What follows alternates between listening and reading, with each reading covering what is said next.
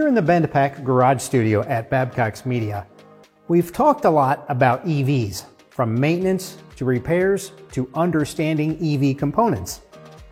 However, just because it's an EV doesn't mean it's completely different in all aspects of repair from an internal combustion vehicle. Many of the repairs you've become accustomed to over the years as a technician are relatively the same on an EV. Consider EV and ICE brake systems. They share more similarities than one might expect. From the fundamental principles of friction braking to the advanced safety features like ABS, these two vehicle types often rely on shared technologies and design philosophies. Of course, the primary difference lies in the EV's use of regenerative braking, which complements rather than replaces traditional friction brakes. This innovation offers advantages in energy efficiency and potentially reduced maintenance, but it doesn't fundamentally alter the core braking mechanism.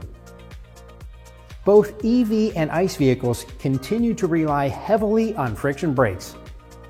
This shared foundation is perhaps the most significant similarity between the two braking systems.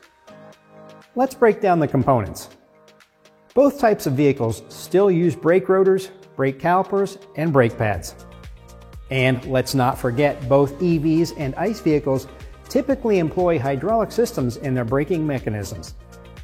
The master cylinder still operates the same way, pressurizing the brake fluid when the brakes are applied to move the brake fluid to the calipers. That movement can't happen without leak-free brake lines and good clean brake fluid as well. This means we're still going to need to service and repair that part of the brake system also. Anti-lock brake systems, or ABS, represent another area where EV and ICE braking systems find common ground. This safety feature has become standard across both vehicle types, highlighting the importance of maintaining vehicle control during emergency braking situations. Components that have been used for years on ICE vehicles are also found on an EV. Parts such as speed sensors, control modules, hydraulic valves, and so on are pretty much the same that you've gotten used to over the years and require the same level of repair and diagnostics that you've been trained to service already.